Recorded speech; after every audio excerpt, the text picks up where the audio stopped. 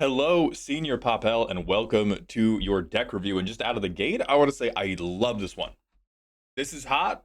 This is excellent. I have some ideas, but this is phenomenal. For anybody joining us on YouTube for the first time, this is a series where I, Maldon, normally a hater, an internet supposed funny man, will calmly and politely help you with your Commander deck's weird little PP. Your PP being your premise and your practicum. Your premise is the idea behind your deck. For this deck, it is sin, but we're full on in the gambling. We are not doing deterministic I win.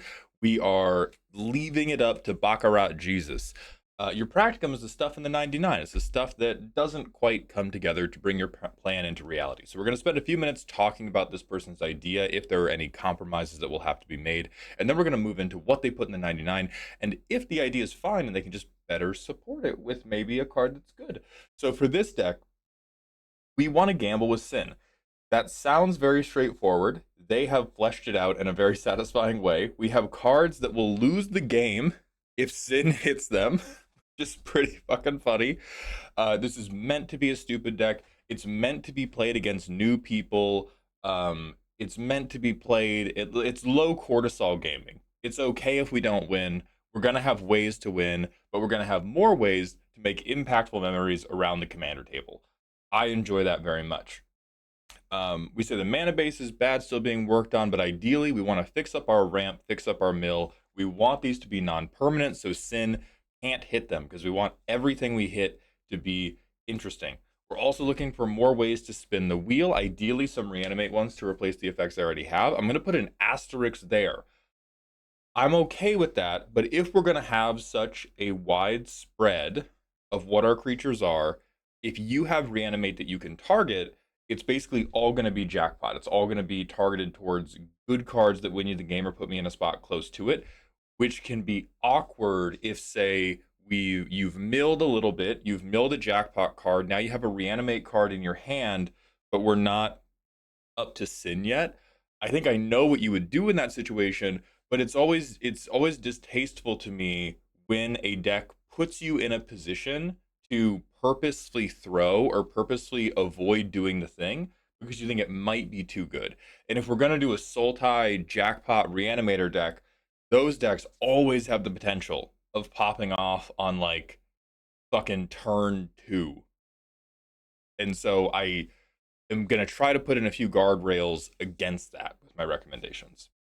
Um, the We want one or two more bad pulls, a couple more fish, a couple more jackpots, anything we can find funny. So let's talk about the categories, because this is actually the place I have the biggest recommendations based on my experience with the Treasure Cruise format. For anybody who hasn't played that, that was something that somebody in my Discord pitched, and then like most of the Discord helped flesh out over a number of weeks, where it is a third party pile of artifacts and curses in the middle of the table. You can spend mana to roll dice and you gamble one of them onto the field. It is a very fun format. It was more fun a few years ago before power creep had made it such that there were like basically no dead turns in Commander anymore. But that is an aside. Because what I found there is I also was trying to create a level of fidelity to actual gambling where there was a decent spread of like, this is awful. This is like a goofy, weird card. This is a normal card. This is a pretty good card. This is a great card, which is very similar to the spread that you have come up with here. And what I found was stuff that was normal, horrible.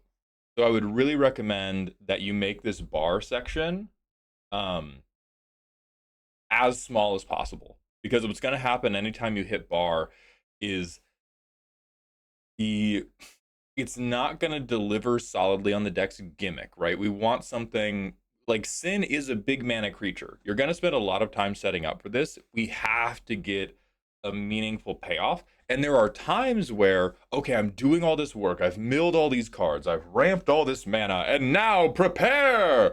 Fuck. It's a 3/3. Shit. God, no. But that is funnier the fewer of them there are, right? So I haven't looked at the 99 yet. I don't know if we have like 10 things in each category. If we do, I would recommend making the bar category um the smallest, I would recommend making 777 the next smallest, because this is a thing where we are just establishing fidelity with the external thing we are referencing. These cards are not going to be that funny in the game. It might be big creatures, that would be kind of solid, but I think the funniest things that could happen is tilt, fish, jackpot. And so I think those three should get the most space. I'm not convinced they should be like 1 to 1 to 1 ratio even, but I am convinced they should be close to each other. And I would wholeheartedly recommend that bar and 777 be trailing by a bit. So with that in mind, let's look at the 99 and see what we can do about this mill and ramp. This looks like mill. Where are we ramping? Okay, so we have growth spiral, we have Entis restoration, we have dispersal shield. Huh? No, we don't. Okay, it's just untagged. All right, all right. So we have Harrow, growth spiral, Farseek. Oh yeah, grow from the ashes is rough. Okay, we do have cultivate. Fish. Okay. Okay, beautiful. You do have very few 777s. We only have 3 jackpots. We definitely need more.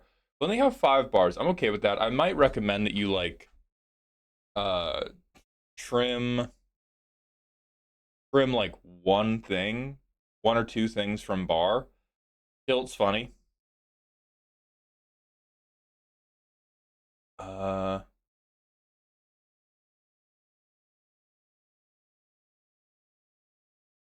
okay. Do I need to? No, I don't think I need to duplicate your deck and then tag the ramp myself. So how much early ramp do we have? Not very much. I think we have Farseek we can do on turn 2. That's our only turn 2 ramp. Yeah, that is our only turn 2 ramp. Okay. I am going to try to sell you on. Oh no, because we're gonna mill so much. I was gonna try to sell you on permanent based ramp that just probably wouldn't end up in the graveyard, but there's a scout's chance. There's a solid chance that it could, because we might just mill it. Okay, so we have to be doing instant and sorcery ramp. Let's go to Scryfall. Let's go to advanced search.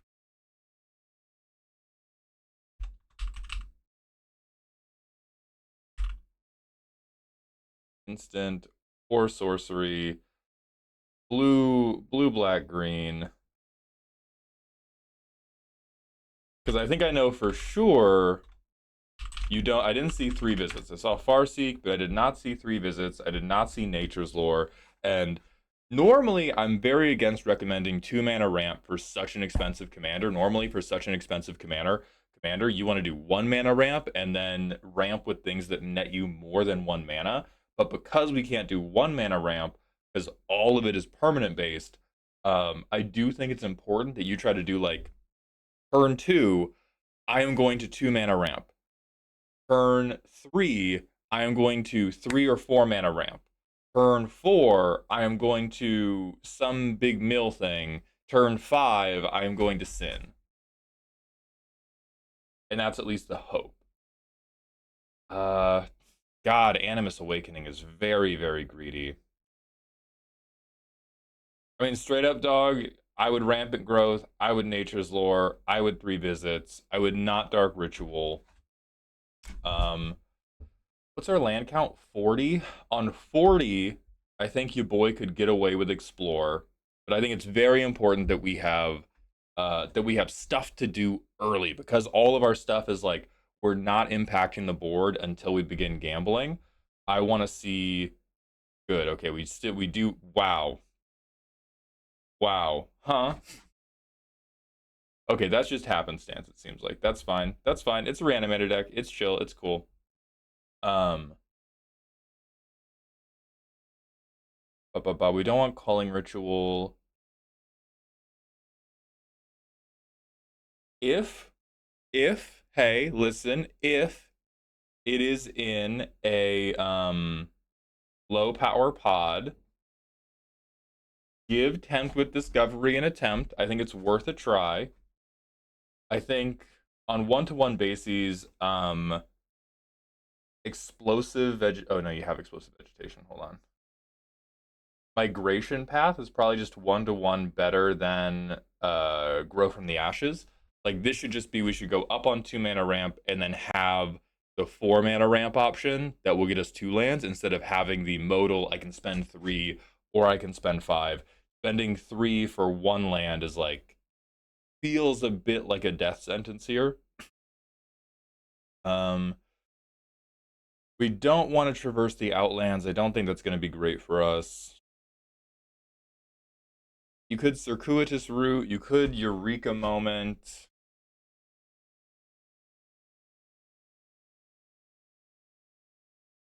And then I think the other decision you have to make is whether you want to be aggressively sacrificing lands to load up the sin bundle, or if you're okay with just like I am going to simply whatever lands end up in there because of the mill I'm doing, that's fine. I can accept that. Let's just like, but so it depends on how many like repulls you're trying to load up. I think it's probably not that desirable to get like a million repulls. Um, but I think that will about do it for getting you early ramps so we can get into the business a little bit faster. And I think what should happen is most of your low CMC mill options we should seek to replace with higher CMC mill options so that we're spending the early turns going mana development, um, and then we can spend more mana to do something more impactful. Because doing like turn two, like Malevolent Rumble, I would actually keep because hey, it gets you an Eldrazi, that's ramp. But doing like turn two, I'm gonna cache grab, I'm gonna midnight tilling, I'm gonna ransack the lab. This does not get us close at all. This does not get us on the way up there. So what I would want to do, I would much prefer, and I have recommended this to a number of self-mill decks, and they always call me stupid, but I will be vindicated. I would always prefer ramp into traumatize. Now the casino's ready to go, baby. We're good now. Um, other things that just do plain more, you can take a visit to Tumblr. So we have Glimpse the Unthinkable. This is just 2 mana. 2 mana, fuck it, mill 10. Great, non-permanent. Let me go to the self-mill tag on Scryfall and try to pick out some other solid ones. Mill self. Almost all of these are going to be Sultai anyway, but that's okay. Type. Oh, I don't know the ore thing, so we're just going to have to manually filter out all the creatures. Um, I don't actually believe in Life from the Loam for this deck. Fact or Fiction could be cute. That could be cute. That could be part of the gimmick. Bristly Salvage is just like 1-to-1 clears, Thought Scour, Strategic Planning, Ransack the Lab, whatever. Uh, God, Hedron Crab would be really good. This is basically a fish, bro. I see water right there. Come on, hear me out. Hear me out. Play the crab. Play the crab. Fish. Fish. If you don't play him,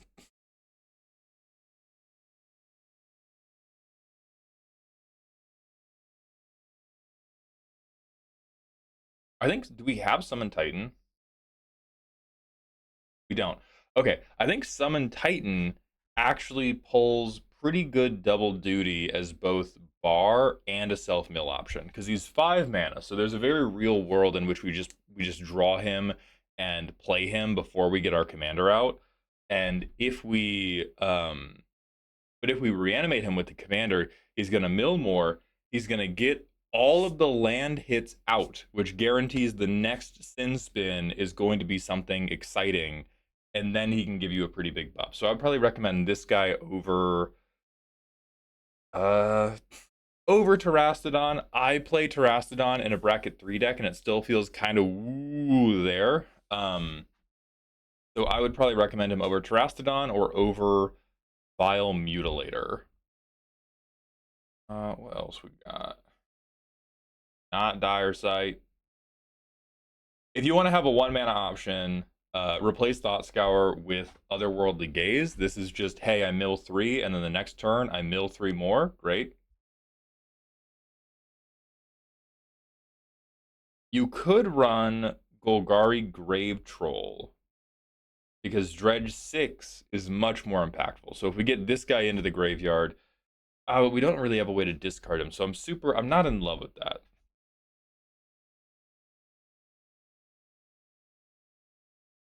And again, that guy's a permanent that we like don't really love reanimating. Enchantment. You could run Cut Your Losses as second copy of Traumatize. Incarnation. Okay, so let's talk about this. Incarnation Technique, very, very good reanimator card. I think would be very good for the gambling nature of this deck. I would recommend if you are going to play things that allow you to do targeted reanimation, you keep um, shuffling the targets and letting other people pick. I think that is a very important part of the vibe of this deck, and I think that if you ever cast a reanimation spell where you are allowing yourself to choose, you will very quickly be like, "Oh man, I built this to have fun with new players. Why does this feel low key bracket 3?" And it's because reanimator can be pretty fucking strong when people are not ready for it and people are not bringing like targeted graveyard hate. So I would recommend continuing to make it always a gamble, even if the card does not demand that it is a gamble.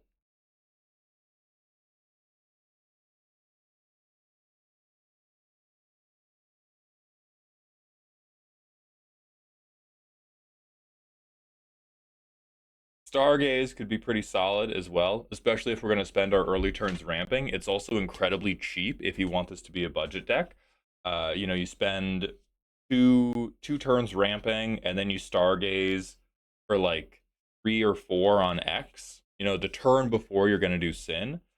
Um, that gets you like 6 into the grave, and you get the two things you didn't want into the grave into your hand. I think that can work pretty well. Surveil 2, we don't care about that.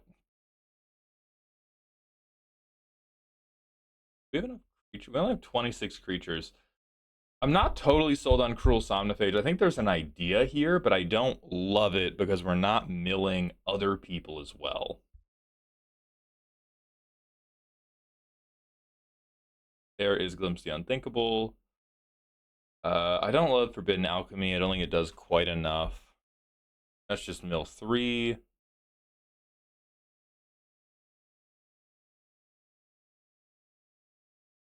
Okay, low key, Abhorrent Oculus. This would be another really, really good bar card. Um, I think this would even be better than like Lord of the Pit. This is another thing I want to warn you against. Cards cards that soft lose you the game should be avoided at all costs. Think about it in the terms of like the commander, the political deals in commander that I always see go wrong are the ones where the deal boils down to one person saying, I'm going to play kind of bad for the rest of this game because of this deal. It always goes sour, it always ends with hurt feelings. The deals that work well, whether it's in commander, whether it's a thing you do with your DM in D&D, the ones that work well are like, here is this very explosively bad one-off thing. We're going to have a huge spectacle. It's going to be terrible. I'm going to have diarrhea probably, but then it's going to be over. Stuff like Lord of the Pit is okay, my game is like the game is now worse for me forever, but I don't get to have a big funny explosion moment like I do with Leveler or with Phage the Untouchable. So I would probably recommend dumping these two. Like I don't think you should have medium bad pulls. I think you should have terrible bad pulls. I think you should have um, fish, and then I think you should have varying degrees of good stuff. And I think it would be better if the good stuff was more proactive rather than reactive like Terastodon, since we're playing in like new player bracket 2 lobbies. Um, so all that said, what the fuck made me think about that? Right. Abhorrent Oculus would be tremendously good at both developing your mill angle and then, you could sometimes like put a scary creature face down. You get a few choices. It's a flying 5/5. It does stuff. And you probably get around the casting cost, but even if you don't, you probably have the stuff in your graveyard to pay the casting cost, and then it'll refill your graveyard really, really quickly for Sin. Ba ba ba ba ba. Um Doomsday Excruciator would be funny, especially if you had no way to like reshuffle your graveyard. Be like, oh yeah, this game's ending. I'm gonna die first. I'm gonna die first because I'm drawing extra cards. I can't sack this guy. I can't make you guys do anything. If anything, I'm probably gonna mill myself and just explode. So I would maybe put him in as like an asterisk tilt because it makes the game end really quickly, and you almost certainly lose first there.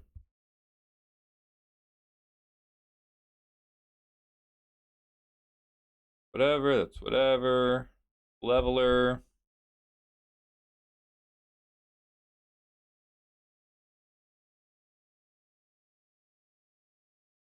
Confounding Riddle doesn't quite do enough.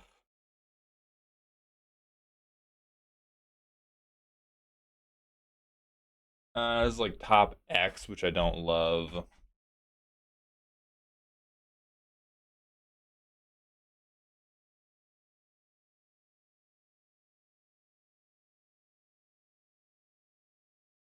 Don't know if we have enough blue for this, but God, Drown Secrets would be funny. Good lord.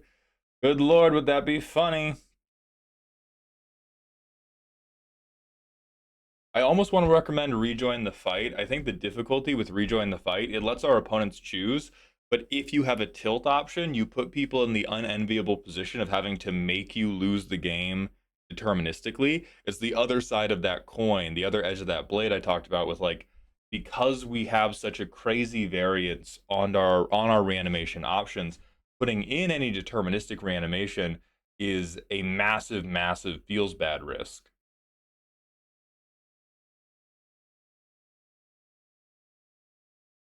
Oh woof. Oh woof. We getting really rough. We getting really rough now.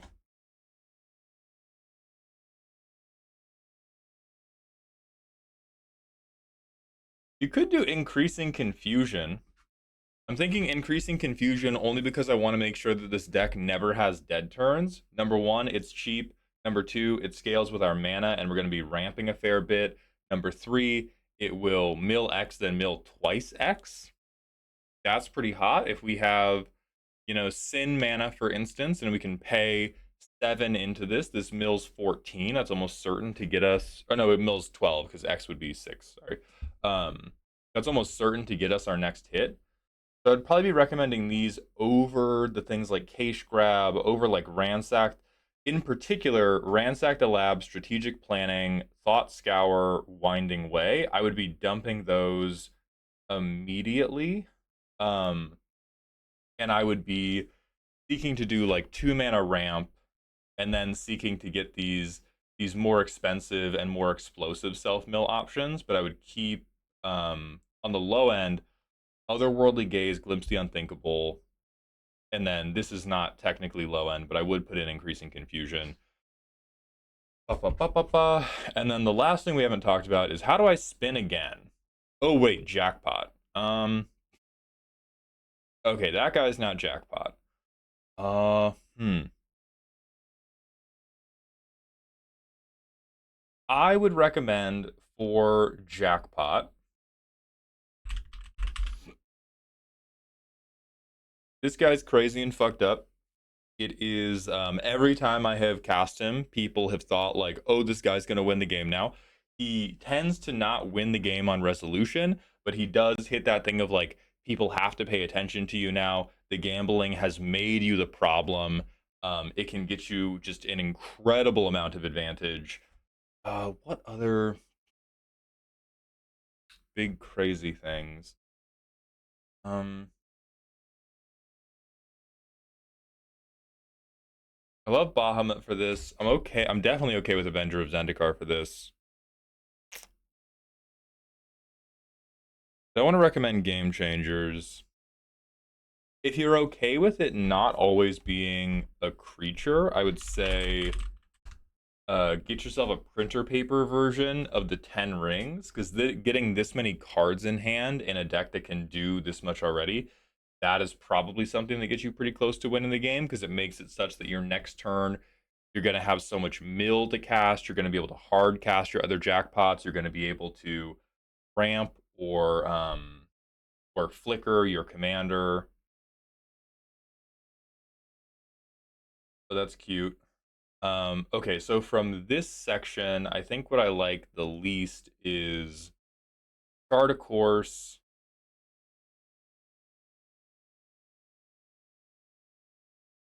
Probably Knive Concoct.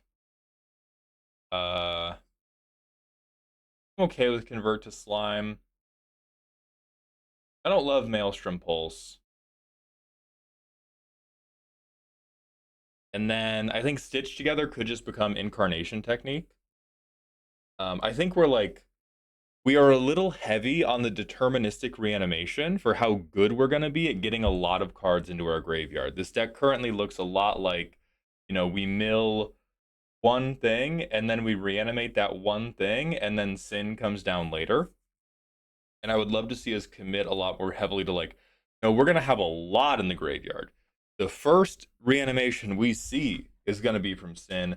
Maybe I can do it with something else, and I'm still going to be doing it with this type of it's fueling the self mill meaningfully, because Connive Concoct still does it. It just doesn't do it very much. And how do we spin the wheel again? I mean, I think the way you spin the wheel again is with Flicker.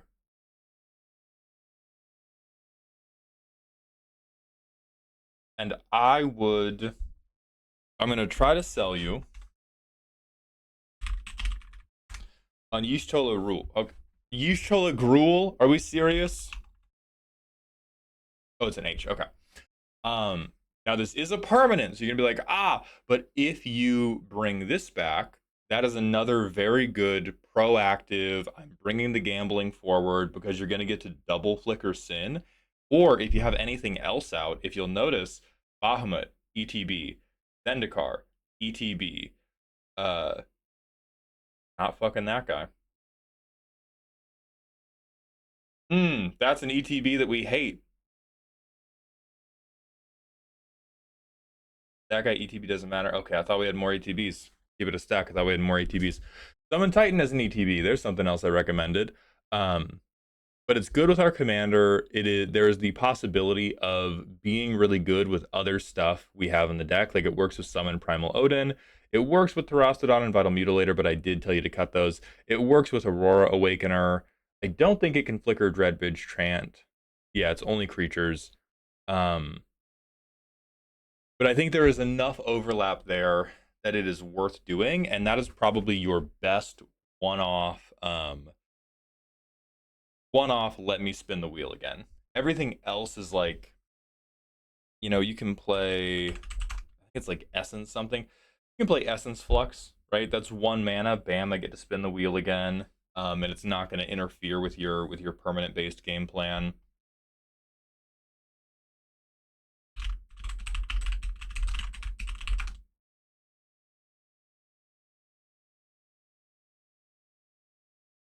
Ghostly Flicker's never bad. It's another permanent, but Thassa Deep Dwelling is almost never bad. So if you really want them to not be permanents, I would recommend Essence Flux, because it's so cheap. I would recommend Ghostly Flicker, because it can hit lands too, which can open up some interesting stuff. And then I would probably recommend Hide on the Ceiling, because this is tremendously good as a protection spell, because it brings back at end step if a board wipe is ever happening. Like, let's say you got a good gamble, and now somebody's like, I have to farewell all modes. We don't like that. We're going to hide on the ceiling till that shit is gone. Very, very useful, and will get you any relevant ETBs over again. So that's all my recommendations. Anybody who plays Sultai Reanimator, I missed something crazy, please let me know. But I love this deck. I wish you the best with it, and I do hope this helps.